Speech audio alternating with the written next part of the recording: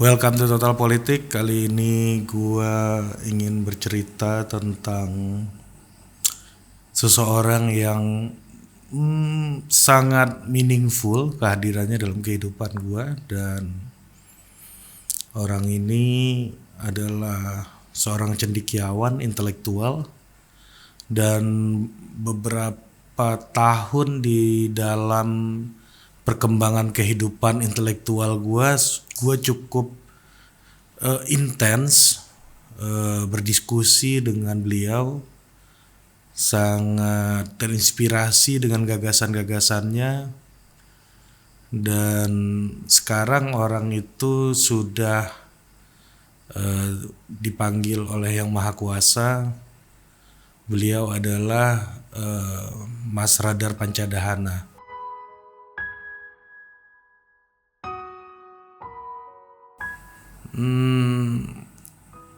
Awalnya perkenalan gua dengan Mas Radar Pancadhana itu dikenalin sama sahabat gua, Faisal Kamandobat, yang juga pernah gua undang di Total Politik.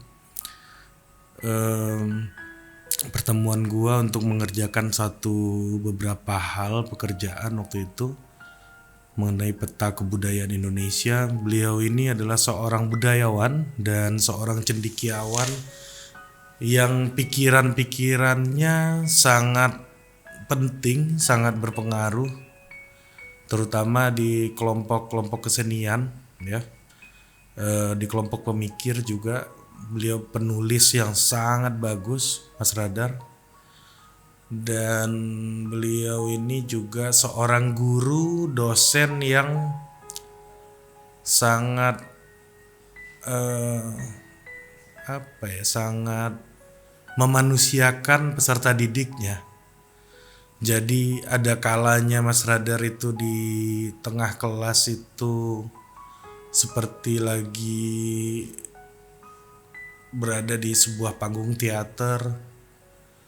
Tiba-tiba dia berakting, tiba-tiba dia berfilosofi gitu, mengutip pemikir-pemikir besar.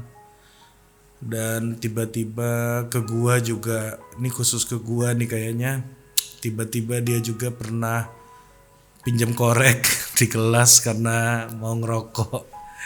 Jadi waktu zaman gua kuliah di FISIP UI masih ada beberapa dosen yang merokok di kelas. Nah, salah satunya Mas Radar, rokoknya Samsu, dan selalu beliau setiap hari diiringi oleh satu termos air minum yang katanya beliau tidak boleh minum lebih banyak daripada air yang ada di termos itu, karena beliau sejak tahun 90-an itu terkena penyakit gagal ginjal. Ya pokoknya ginjalnya sudah tidak berfungsi dan beliau harus cuci darah terus setiap minggu. Dan sebenarnya sebagai intelektual dia tidak lebih banyak menghabiskan waktunya di kampus dibandingkan di luar. Dia seorang public intelektual sebenarnya dibandingkan akademik intelektual. Atau kalau kita mengutip Michael Burawoy gitu dalam sosiologis ya, dia mengkategorikan sosiologi, ada academic sociology. Nah beliau ini public sociologist ini, yang memberikan yang menghadirkan sosiologi itu from society to society gitu. Nah jadi Mas Radar ini ngajar gua dulu di sosiologi kebudayaan, tapi sebelum kelas itu, di kelas itu diajar oleh satu Radar Pancadhana, satu lagi Tamrin Amal Tomagola. Ya, Mas Radar sama Pak Tamrin. Nah, itu mata kuliah yang meaningful banget buat kehidupan gua. Di situ diajarkan berpikir kritis, dan banyak dari apa yang gua kerjakan hari ini itu sangat terpengaruh dengan cara berpikir yang ditawarkan di dalam kelas tersebut. Dan Mas Radar salah satu pengajar di situ, dan banyak banget dari sisi experience beliau yang beliau ceritakan kepada kita dan membuat kita itu mampu untuk berpikir tidak hanya kritis tetapi juga estetis. Nah, ini lebih menariknya nih. Jadi kita tidak hanya berpikir kritis tapi juga harus punya unsur keindahan gitu. Karena beliau adalah seorang budayawan. Dan disitulah kita mulai dilatih untuk berdialog dan bagaimana cara menyampaikan gagasan itu dengan cara-cara yang estetik gitu. Itu salah satu kemumpunian dari beliau, Mas Radar Pancadahana. Dan kalau di publik beliau dikenal juga sebagai juri salah satu festival film dokumenter Eagle Award, yang juga memberikan insight sangat banyak kepada sineas-sineas atau pelaku seni film yang ingin membuat film dokumenter. Dan gue merasa cukup kehilangan ya, sangat kehilangan bahkan, karena ada cerita-cerita beliau yang buat gue itu sangat menggugah gitu. Dan gak banyak orang Indonesia yang juga punya kesempatan yang sama sama beliau gitu. Nah, salah satunya itu Mas Radar pernah bercerita bahwa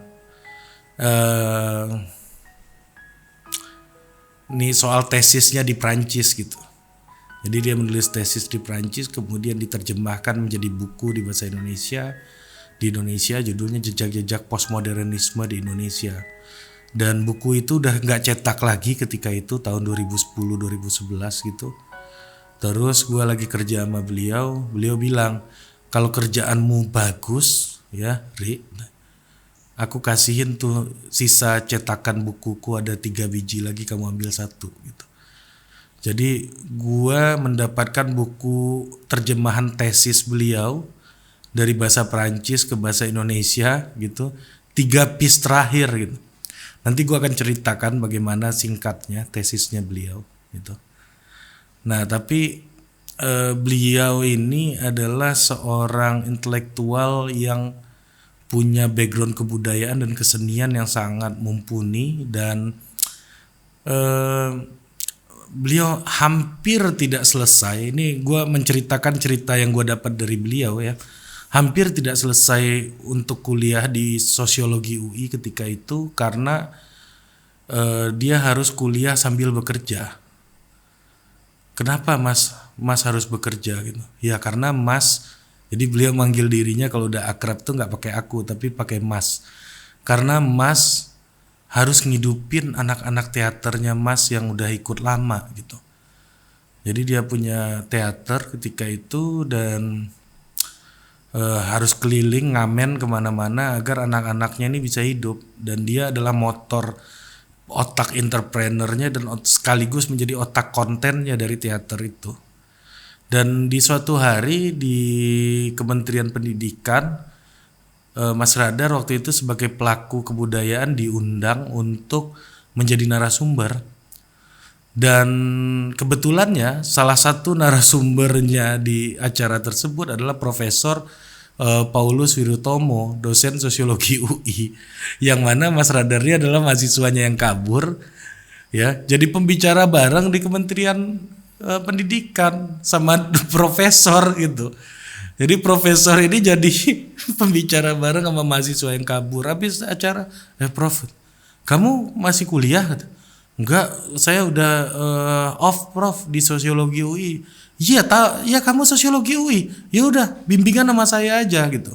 Jadi akhirnya dipaksalah beliau gitu. Diharuskan karena nggak enak karena udah ke gap sama Prof Paulus. Jadi pembicara bareng di situ.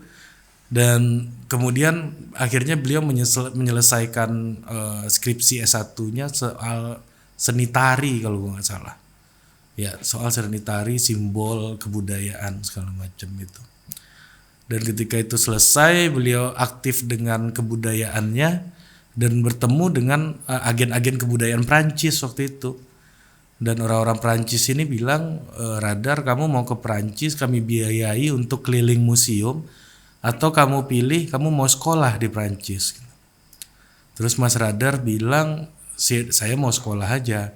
Karena kalau saya pilih sekolah pasti bisa keliling museum juga gitu. Kalau keliling museum belum tentu bisa sekolah, benar juga ya.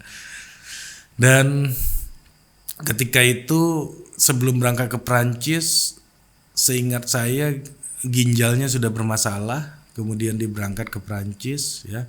Karena berkat bantuan dari dokter yang memeriksa kesehatan beliau, meyakinkan bahwa beliau akan baik-baik aja tahun 96-an gitu, dan beliau berangkat ke Prancis dan di situ beliau meneliti seperti apa sih interpretasi soal postmodernisme di Indonesia. Bagi yang belum tahu postmodernisme itu apa, postmodernisme itu adalah tren pemikiran yang muncul sebenarnya dari Prancis ya, yang paling majority, yang muncul tokoh-tokohnya seperti Michel Foucault, Jean Baudrillard, Jacques Derrida dan banyak lagi tokoh-tokohnya yang mempertanyakan narasi besar gitu. Jadi modernisme dari perubahan dari masyarakat tradisional ke modern, dari pertanian ke industri. Jadi dia mempertanyakan narasi besar itu, apa betul kita harus menjadi industrial gitu? Apa betul negara harus bergerak ke arah kemajuan gitu? Jangan-jangan kita nggak ke situ gitu. Jadi menghargai narasi-narasi kecil, menghargai perbedaan, menghargai keberagaman sebagai konsekuensinya adalah pengakuan dan memberikan kebebasan terhadap hak individual gitu. Nah, itu yang terjadi ketika itu dunia lagi tren pemikirannya itu, dan Mas Radar meneliti bagaimana bahasa-bahasa postmodern ini digunakan oleh berbagai macam kalangan, termasuk waktu itu ada disebut nama Arief Budiman, Aryal Herianto, sastra kontekstual gitu. Di berbagai macam kalangan untuk melakukan perlawanan politiknya terhadap grand narasi yang terjadi di Indonesia waktu itu, yaitu Orde Baru gitu. Nah, termasuk orang yang sangat penting gitu ya di dalam studi itu juga dijelaskan, yaitu Prof. Tommy F. Awi. Gue juga udah pernah undang ke sini Prof. Tommy F. Awi.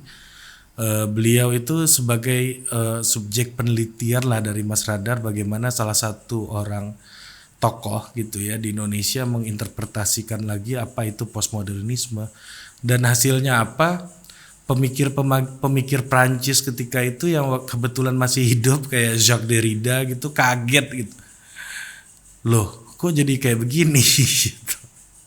Interpretasinya jadi tidak seperti yang mereka bayangkan, karena memang konteks historis dan politiknya berbeda antara Prancis dan Indonesia gitu. Ketika Indonesia itu orang bisa beragama, tapi juga dia membongkar otoritarianisme gitu. Berbeda sama Prancis. Prancis itu mereka kesel sama ada sejarah gelap Eropa dengan gereja gitu, otoritas agama yang melakukan kolaborasi gitu ya dengan negara. Kemudian mereka membongkar mitos tersebut untuk menghadirkan partikularitas atau keberagaman di ruang publik. Berbeda dengan di Indonesia. Di Indonesia tokoh-tokohnya itu rajin beribadah juga gitu kan, orang-orang yang mengakui soal keagamaan gitu misalnya salah satunya nih, tapi menolak otoritas negara yang begitu dominan dan vulgar gitu.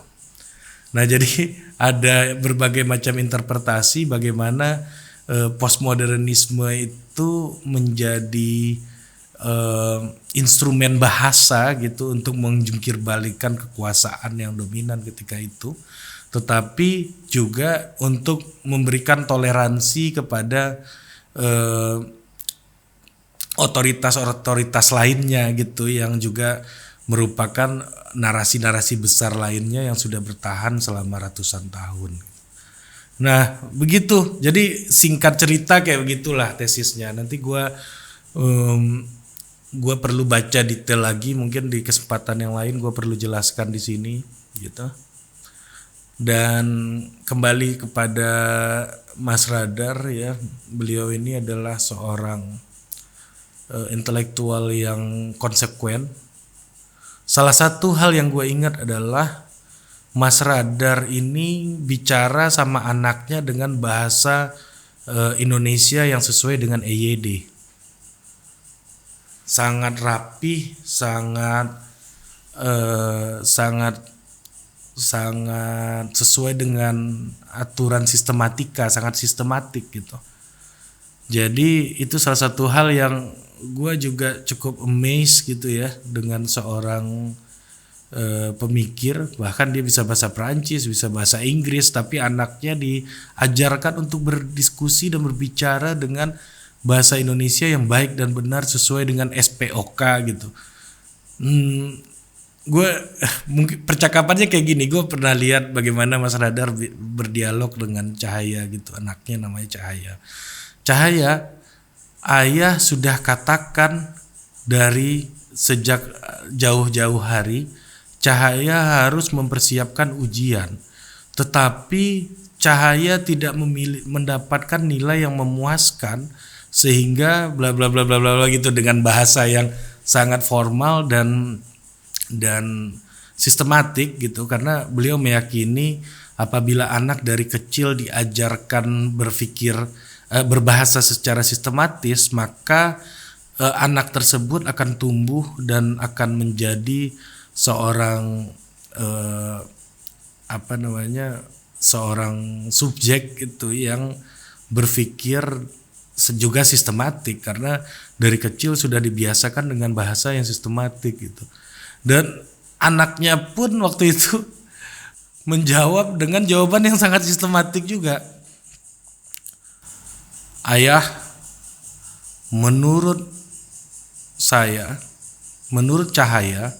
ayah sudah melanggar hak asasi manusia. Ini anak ini waktu itu umurnya masih kelas 4 SD lah, kelas 3 kelas 4 SD. Waktu diomelin Mas Radar dengan bahasa Indonesia yang baik dan benar gitu kan, SPOK aja benar gitu dan sangat sistematik. Terus dia jawab, ayah, saya rasa ayah sudah melanggar hak asasi manusia. Kenapa ayah melanggar hak asasi manusia? Dari tadi selalu ayah yang bicara, Cahaya tidak diberi kesempatan untuk bicara karena berbicara adalah hak asasi manusia gitu. Jadi di rumah pun dia membangun percakapan yang sangat substantif gitu ya, yang membuat kita ini keren ini dia juga bukan hanya master dalam kebudayaan, politik, pemikiran, filsafat, tapi juga seorang ahli parenting yang luar biasa gitu loh. Jadi dia mengenal konsep-konsep parenting dan menjalankan itu secara konsekuen di keluarganya. Dan anaknya sekarang masih SMP apa SMA gitu, belum terlalu dewasa. Tapi gue yakin anaknya Mas Radarnya akan menjadi seseorang yang akan hidup dari keyakinan dan passionnya suatu hari nanti. Mungkin itu aja. Ya ada cerita kayak bantu-bantu debat kebudayaan Capres dulu. Beliau bikin debat kebudayaan Capres, tiba-tiba Pak SBY datang-datang mengaku sudah pernah menerbitkan buku puisi di acara itu. Ternyata bukan hanya album lagu, Pak SBY juga pernah menulis dan menerbitkan buku puisi waktu acara debat Capres bersama budayawan, dan Mas Radar itu adalah penggeraknya. Dan beliau ini ya seorang penggerak lah, dot connector. Sebelum ada Facebook, beliau udah melakukan dot connector antara orang politik dan orang kebudayaan yang banyak menaruh kecurigaan satu sama lain, tapi beliau mengajak untuk bercakap-cakap walaupun tidak sepakat, tapi sudah jauh lebih dekat. Kalau kita itu udah jadi lebih dekat, tentunya kita tak perlu saling teriak dan saling maki, cukup bisikin aja karena kita dekat gitu.